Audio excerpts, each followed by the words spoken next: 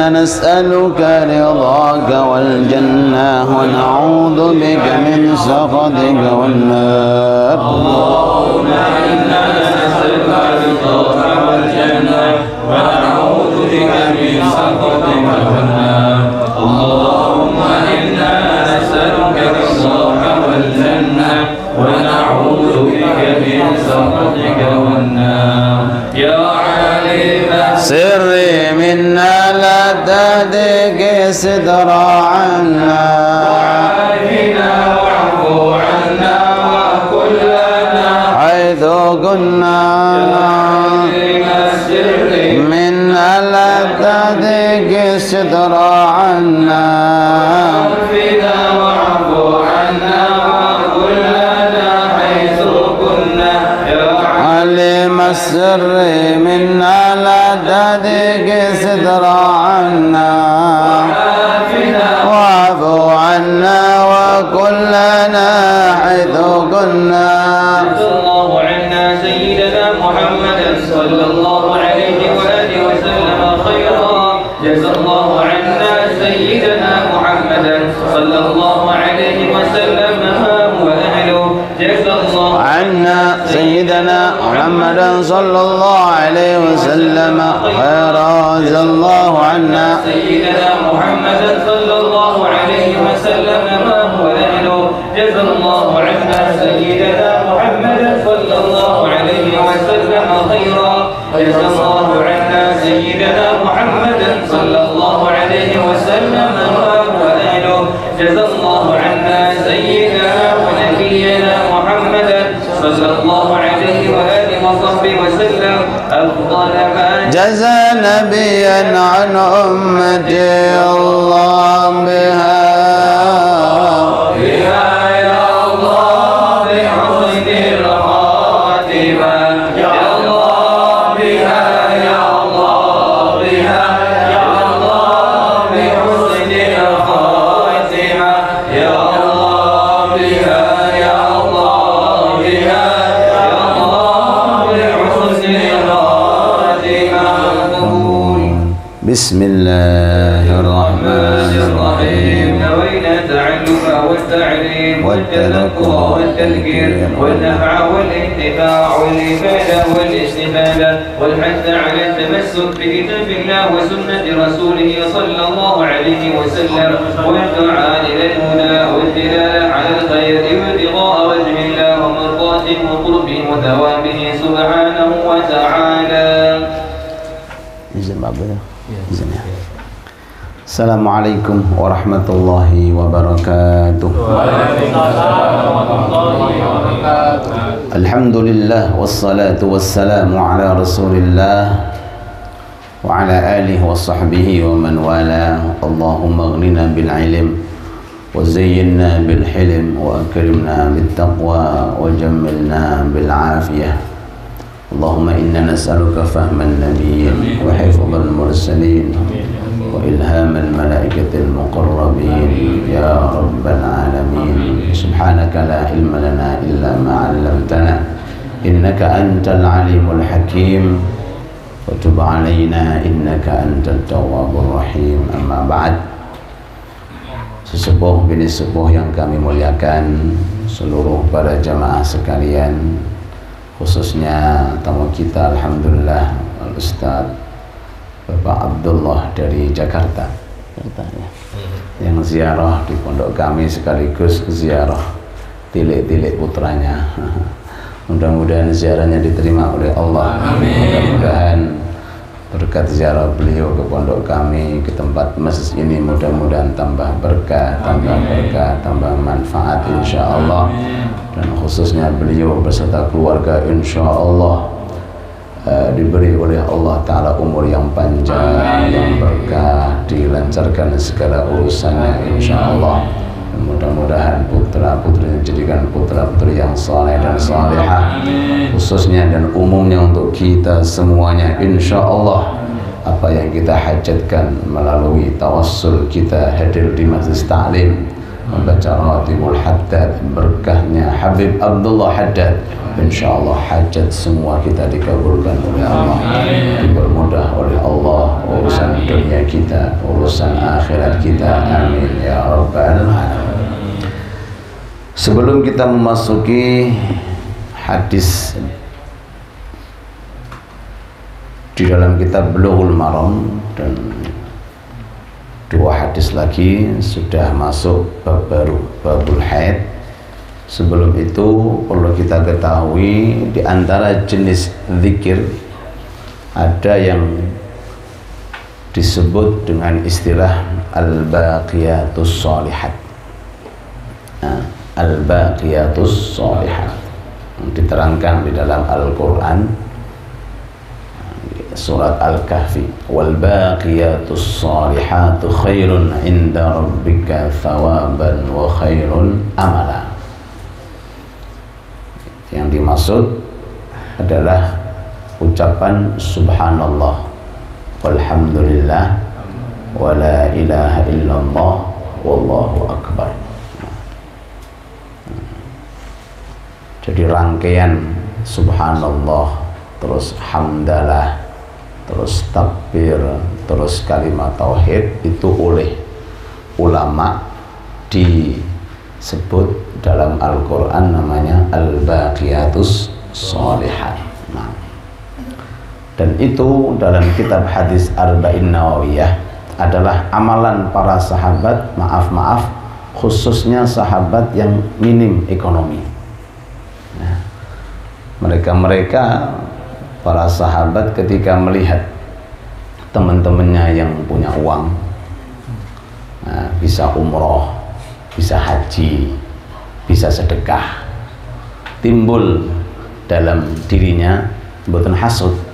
Kalau hasud itu dosa, tapi timbul namanya ghibthah. Ghibthah itu pengen seperti mereka, ingin seperti mereka, pengen banget, cuma nggak ada dana yang digunakan untuk sampai seperti mereka. Akhirnya datang kepada Nabi Muhammad sallallahu alaihi wasallam, diriwayatkan oleh Ummu Hani. Ummu Hani ini adalah saudarinya sahabat Ali bin Abi Thalib. Waktu itu Ummu Hani sedang duduk, lalu kemudian datang Nabi Muhammad sallallahu alaihi wasallam. Kata Ummu Hani, Rasul alaihi salatu wassalam telah mengajariku sebagai berikut. Nah, memberikan aku apa? Amalan-amalan sebagai berikut. Allahu Akbar kalau dibaca 100 kali. Allahu Akbar kalau dibaca 100 kali lebih mulia dibanding orang memiliki 100 unta. Nah, ada orang nih punya 100 unta, disodakohkan, diinfakkan, maka ucapan 100 kali Allahu Akbar itu pahalanya lebih gede. Allahumma sholli ala Muhammad. Allahu Akbar. Terus ucapan Alhamdulillah 100 kali kalau dibaca itu lebih baik daripada orang memiliki 100 kuda yang digunakan fisabilillah. Dia ada kuda sebanyak 100 ekor, lalu kemudian diinfakkan untuk berperang melawan kafir. Ada orang hanya 100 kali mengucapkan hamdalah, itu lebih mulia itu daripada itu, pahalanya lebih gede daripada itu. Nah, terus ucapan la ilaha illallah, ucapan apa? Sebelumnya ucapan alhamdulillah kalau dibaca 100 kali maka lebih utama daripada orang memerdekakan 100 hamba sahaya. Masya Allah, hamba sahaya alias apa? Budak. Nah, jadi punya uang kemudian digunakan membeli budak hamba ya 1, 10, 20 sampai 100 dimerdekakan, maka hamdalah 100 kali pahalanya lebih gede daripada pahala amalan memerdekakan 100 budak. Yang terakhir, ucapan la ilaha illallah 100 kali, maka tidak bisa dibandingi dengan amalan apapun. Allahumma sholli ala Muhammad. La yudrikuha syai'un wa la yasbiqun. Tidak bisa diimbangi apapun, tidak bisa didahului apapun, tidak bisa disaingi apapun. Allahu Akbar. Jadi kalau jenengan membaca 100 kali Subhanallah, Alhamdulillah, wa la ilaha illallah, Allahu Akbar 100 kali. Jadi jenengan totali pahala nih, ya. 100 onta tambah 100 kuda tambah 100 hamba sahaya tambah pahala yang tidak bisa dihitung. Allahumma sholli ala Muhammad. Nah ini, ya, ini bisa diamalkan. Nah, bisa diamalkan siapapun, khususnya bagi orang yang mungkin kesibukan dalam urusannya, mungkin sibuk tentang pekerjaannya atau mungkin sibuk tentang urusannya sehingga mungkin tidak bisa beli unta sampai 100, beli kuda sampai 100, beli budak sampai 100, maka usahakan 100 kali dibaca Subhanallah, Alhamdulillah, la ilaha illallah, Allahu Akbar. Mudah-mudahan bisa diamalkan. Bahkan diriwayatkan oleh Imam Abul Hasan Asy-Syadzili. Imam Abul Hasan Asy-Syadzili yang memiliki tarekat Syadziliyah. Dalam kitab Jawahirul Uluhiyah Syarah Arba'in Nawawiyah disebutkan, barang siapa yang mengalami dalam hatinya kesumpekan, hatinya sumpah, galau terus, pilu, susah, susah aja, ya. Terus yang pertama. Yang kedua, barang siapa yang seandainya seseorang selalu ditimpai musibah, ujian, cobaan bertubi-tubi, Allah. Yang ketiga, barang siapa yang ingin habis dosanya. Tiga-tiganya. Yang pertama, hilangnya kegaduhan, kesumpekan, kesusahan. Yang kedua, sumpah karena banyak ujian dan cobaan. Yang ketiga, supaya dosanya rontok semuanya, maka perbanyak membaca Subhanallah, Alhamdulillah, wa la ilaha illallah, Allahu Akbar. Kemana-mana Subhanallah, Alhamdulillah, la ilaha illallah, Allahu Akbar. Dan itu sering kita amalkan ketika di Hadramaut. Kalau naik sepeda motor nanjak. Kalau kita kan din gitu ya, kita enggak. Kalau dianjurkan Subhanallah, Alhamdulillah, la ilaha illallah, Allahu Akbar, naik Subhanallah, Alhamdulillah, la ilaha illallah, Allahu Akbar. Berkhusus ketika jalan-jalan yang sepi, ya, melintasi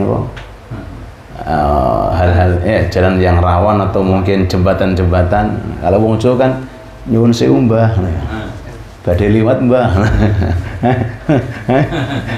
pamitan wis sing nunggoni, pamitan permisi kan itu gak ada dasarnya, tidak ada dasarnya. Dianjurkan untuk dikit Subhanallah, Alhamdulillah, la ilaha illallah, untuk menghilangkan kesulitan, kesusahan, sekaligus untuk mendapatkan pahala yang begitu besar. Mudah-mudahan ini diamalkan insyaallah. Dan bagi panjenengan yang ingin mendapatkan amal jariah, maka woro-woro begini keluarganya, ajarkan kepada keluarganya, anak istrinya, kepada teman-temannya, baik melalui grup WhatsApp, agar kita mendapatkan pahala amal jariah. Ad-dallu 'alal khairi kafailih, orang yang menunjukkan kebaikan sama seperti orang yang telah melakukan. Semoga berkah, manfaat, diamalkan secara istiqomah. An Jabir, diriwayatkan dari sahabat Jabir, sahabat Jabir, radhiyallahu anhu wa ardhah. Ini sahabat Jabir, maaf yang dibunuh di bawah pohon. Nah, jadi ketika fitnah antara sahabat Ali dengan sahabat Muawiyah, ya, sahabat Ali dengan sahabat Muawiyah ketika perbedaan pendapat yang menimbulkan juga perpecahan saat itu. Ketika sahabat Utsman meninggal dunia, dibunuh, langsung beberapa sahabat baiat kepada sahabat Ali sehingga diangkat menjadi pengganti sahabat Utsman atas ijtihadnya. Sedangkan sahabat Muawiyah di luar Madinah nggak terima dengan alasan, loh, cari dulu pembunuh Utsman itu siapa, kok tiba-tiba langsung mengangkat Ali sebagai pemimpin. Nah, sana ijtihad, sini pun juga ijtihad. Kalau ijtihad walaupun salah dapat pahala. Nah, jadi kita nggak boleh menyalahkan. Oh, yang salah itu sahabat Ali, yang salah sahabat. Enggak, semuanya benar. Karena mereka kedua-duanya seorang sahabat sekaligus memiliki keilmuan sehingga bisa yang namanya berijtihad. Bukan salah.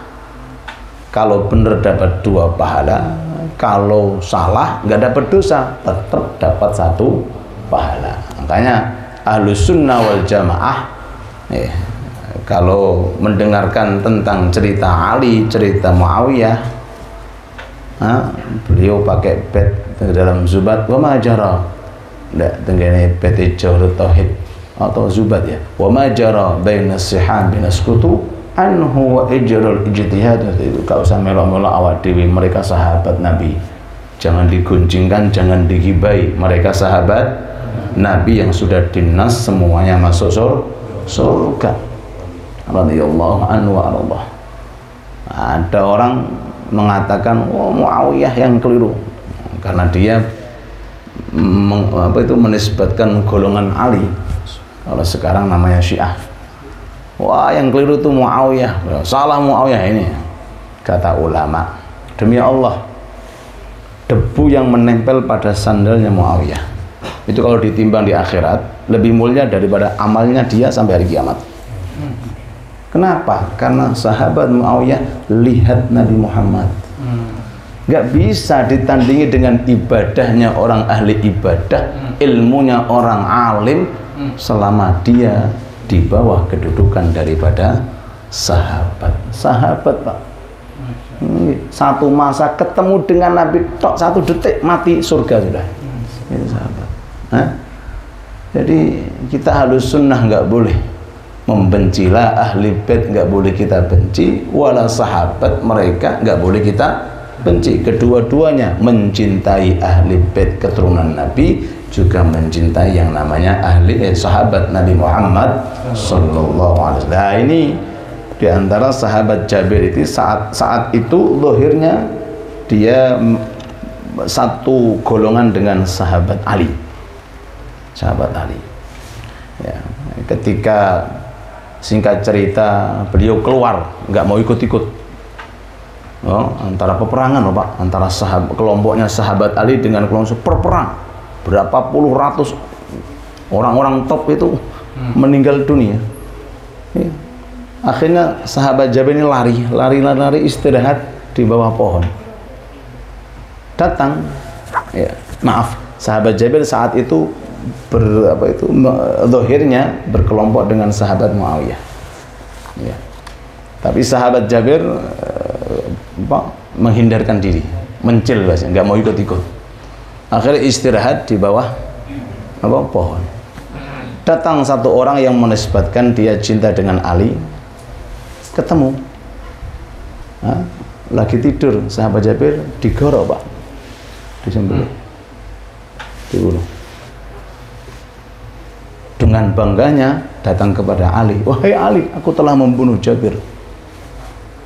Apa kata Nabi? Kata saya sahabat Ali, ya, kau bunuh Jabir, kau memberikan kabar aku gembira tentang terbunuhnya Jabir, dan aku ngasih kabar kamu akan di neraka. Loh, sahabat Nabi dibunuh. Orang mukmin biasa dibunuh saja, naudzubillah, apalagi ini kelasnya sahabat. Yang membunuh dikira sahabat Ali akan bangga, senang atas matinya sahabat Jabir. Siapa sahabat Ali? Sahabat Ali itu ana madinatul ilmi wa aliyun babuha. Sahabat Ali adalah pintunya daripada ilmu. Radhiyallahu anhum wa arda. Ini sahabat Jabir. Fir rajuli, tentang laki-laki alladzi syujja, laki-laki yang saat itu kepalanya terbentur, kemudian apa namanya itu terluka. Nah, faghtasala, mandi dalam kondisi kepalanya luka, famata, kemudian mati. Ya, jadi ceritanya saat itu beliau ini, orang yang mati ya, sedang keluar dengan rombongan sahabat Nabi Muhammad sallallahu alaihi wasallam. Dalam perjalanan jatuh, kepalanya kena batu, kemudian retaklah. Terus orang itu tidur mimpi basah dalam perjalanan. Basah. Tanya kepada teman-temannya, gimana ini? Saya sedang junub, gimana? Apa yang harus saya lakukan? Nanti kalau saya mandi, nanti airnya masuk ke dalam, gimana? Para sahabat saat itu ya kondisi Rasulullah sedang di Madinah, ya mau nggak mau harus ngasih jawaban.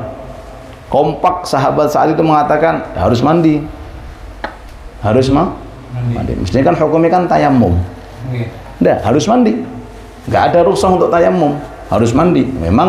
Memang saat itu memang ya itu ijtihadnya para sahabat. Saat itu Rasulullah di kota Madinah. Kalau sekarang kan enak Pak, tinggal telepon halo kan gitu. Dulu ya udah, mereka beristihad nggak bisa tayamum, harus mandi karena memang belum ada hukum. Belum ada hukum. Akhirnya Pak setelah mandi, air masuk, mati. Ya, mati. Kejadian itu lalu dilaporkan kepada Nabi Muhammad sallallahu alaihi wasallam. Apa kata Rasulullah? Innama kana yakfihi an yatayammam. Mestinya saat itu cukup bagi dia untuk tayamum. Nah, kan pembahasannya masih pembahasan tentang apa? Tayamum. Iya kan? Mestinya cukup bagi dia untuk bertayamum wa yaksib ala jurhihi khirqatan, dan lukanya dikasih apa? Pembalut, apa namanya itu? Perban. Nah, yang luka dikasih perban, kemudian mandi pakai air menghindari yang luka, kemudian yang luka ditayamumi, selesai. Tsumma yamsah 'alaiha, kemudian diusap pakai air yang ada perbannya, kemudian ditayamumi. Wa yaghsil sa'ira jasadihi, dan sisa daripada anggota yang tidak luka dikasih yang namanya air. Allahumma sholli ala Muhammad. Lah hadis ini banyak sekali apa itu pelajaran-pelajaran yang bisa kita ambil, diantaranya ya seyogjanya setiap jenengan berangkat rombongan itu sunnah harus ada amir. Napa amir itu Pak? Ketua. Nggih. Anak-anak santri sering kita arahkan, ada pengajian pakai mobil itu bismillah, mana ketuanya? Nah, ketua ini nanti yang akan mengatur dan yang akan dijadikan sebagai rujuk untuk permasalahan ketika ada di dalam rombongan. Ya, yang mimpin doa, sing dungoni, apa malih Pak? Yang mengatur urusan jamaah dan lain sebagainya, dan itu termasuk sunnah yang disunnahkan baginda Nabi Muhammad sallallahu alaihi wasallam. Naam, man ata'al amir faqad ata'a Allah, man ata'al amir faqad ata'ani, wa man ata'ani faqad ata'a Allah. Barang siapa yang taat kepada amir, artinya pemimpin rombongan, maka dia taat kepada aku, dan barang siapa yang taat kepada aku berarti dia taat kepada Allah Subhanahu wa ta'ala. Ini pelajaran diantaranya. Pelajaran yang kedua, ya, jika terjadi sesuatu permasalahan yang mana kita nggak tahu hukumnya, maka kembali kepada ahlinya alias bertanya. Fas'alu ahla dzikri in kuntum la ta'lamun. Kalau kalian nggak tahu, maka tanyakanlah kepada orang yang tahu. Maaf, sesat bertanya, malu bertanya, sesat di jalan. Nggih. Cuma sekarang masya Allah ada GPS, GPS perjalanan itu insya Allah biasanya nyampe, walaupun kadang-kadang disasar biasanya tujuan Anda di samping kiri jurang. Kadang-kadang GPS terkhusus itu umumnya semua apapun masalah-masalah agama, masalah apa saja, kalau kita nggak tahu wajib bertanya. Fas'alu ahla dzikri in kuntum la ta'lamun. Seperti ini kejadian. Lah saat itu memang yang ditanyakan, yang ditanyai, ya orang yang ditanyakan itu memang saat itu memberikan jawaban yang salah. Loh, kok salah? Memang saat itu para sahabat istilahnya berhak untuk menjadi mujtahid, artinya berhak untuk memberikan solusi dengan istilah fatwa dan ijtihadnya. Iya. Sekarang kalau misalnya ada pertanyaan terus mau kemana? Rasulullah di Madinah, perjalanan berapa? Yuk, bismillah. Ini jawaban ini. Ternyata salah jawabannya. Jawaban salah atas ijtihadnya itu tidak dosa. Sehingga pembunuhan penyebabnya sahabat itu nggak ada kisosnya, nggak kena hukum. Kenapa? Karena jawabannya sesuai dengan ijtihadnya, dan ijtihad walaupun salah nggak ada sanksi. Paham nggih? Ya, seperti ini. Ada orang keluar dari rumah sampai di padang pasir mau sholat. Kiblatnya mana? Nggak ada. Nggak tahu. Nggak ada masjid, nggak ada. Bismillah, Istihad. Kenapa istihad itu? Ya berpikir-pikir, cari tanda-tanda, ternyata kiblatnya depan. Sholat duhur, Allahu Akbar, Assalamualaikum. Oh ya sudah. Masuk waktu asar, istihad lagi, nggak boleh pakai istihad duhur. Oh ternyata istihadnya belok ke kanan. Jadi asarnya sholat ke arah kanan. Gimana? Sah, yang duhurnya sah, yang asalnya sah. Masuk maghrib istihad lagi, nggak boleh pakai ini. Akhirnya 5 fardu beda-beda, sholatnya sah. Loh kok bisa? Karena kembali kepada hukum ijtihad. Nah, cuma kalau seandainya dua orang, kalau ijtihadnya beda, nggak boleh jadi imam makmum.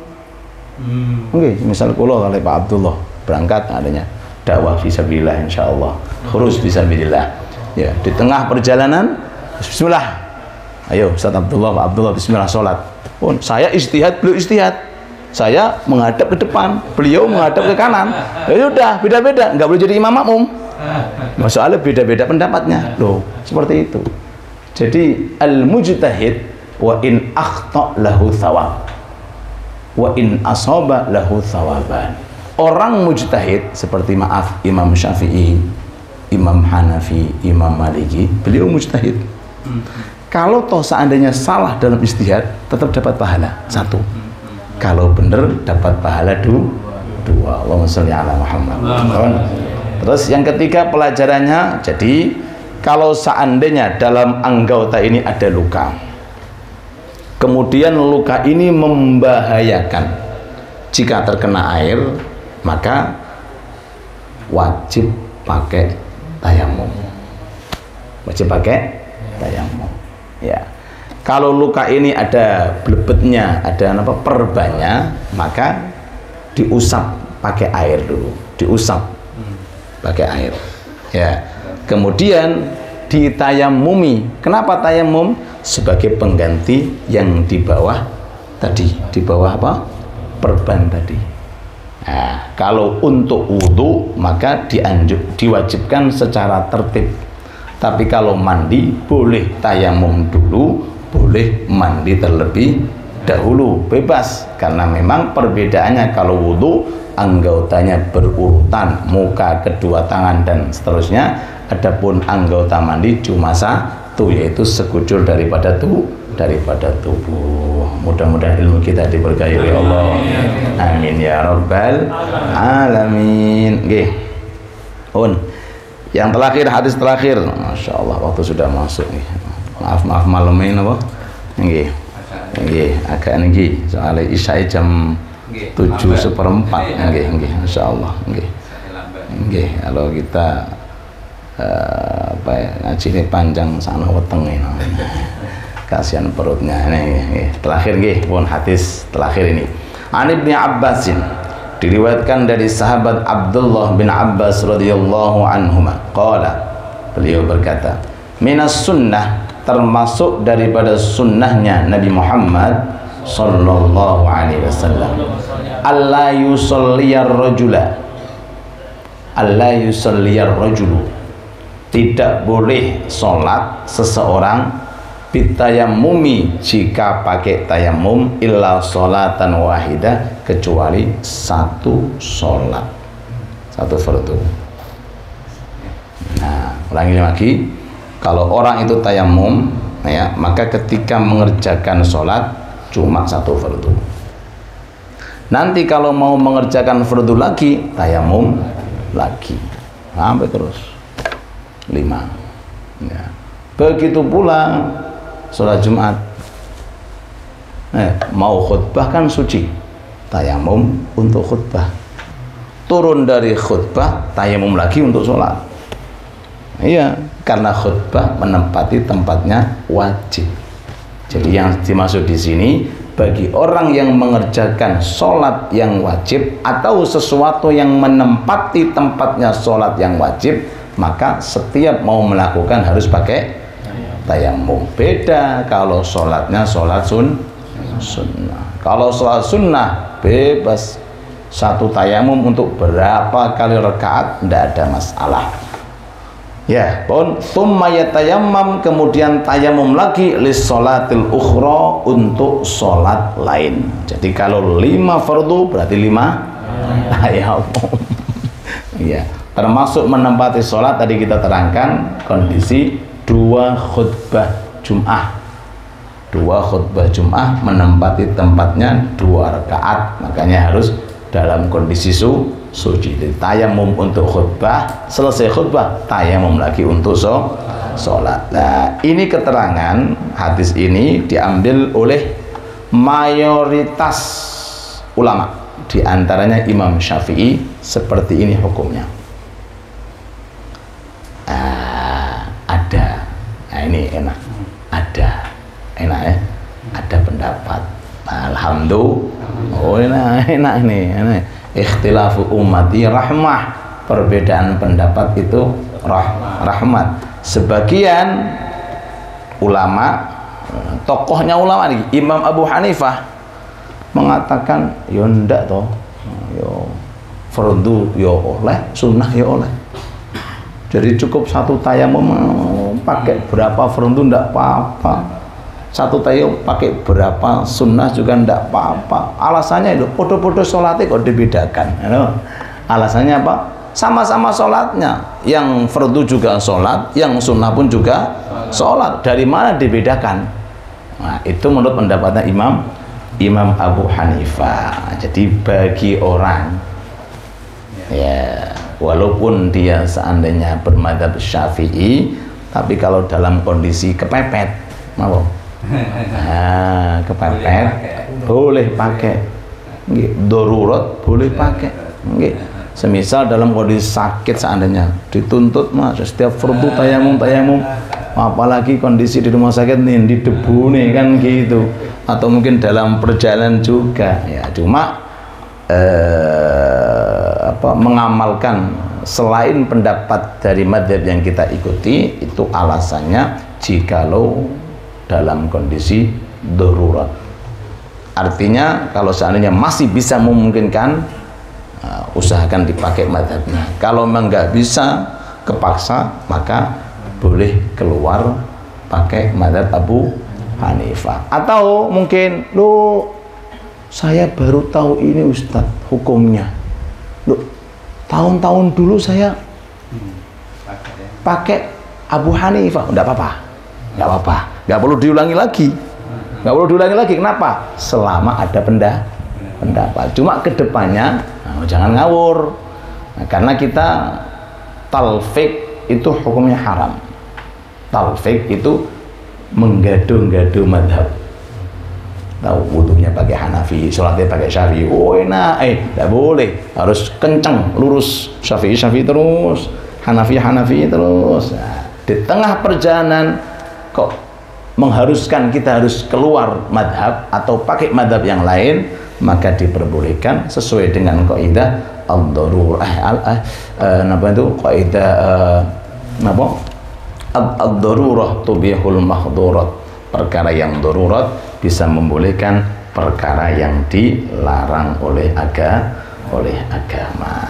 Insyaallah cukup ya, sudah jam 9. Insyaallah pengajian yang akan datang babul haid, bab tentang haid khusus kewanitaan. Mudah-mudahan kajian-kajian kitab yang sudah kita kaji, bab-bab yang sudah kita kaji, mudah-mudahan diberkahi oleh Allah Subhanahu wa taala, dan mudah-mudahan bisa kita amalkan, kemudian kita sampaikan khususnya kepada keluarga kita seusai daripada ngaji. Minimal datang kepada istri, Bu, iki lho oleh-oleh,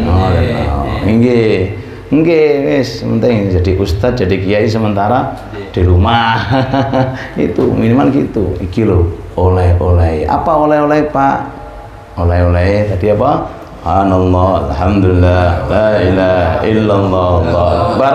100 kali pahalanya 100 unta, 100 kuda, 100 hamba sahaya. Allahumma sholli ala Muhammad.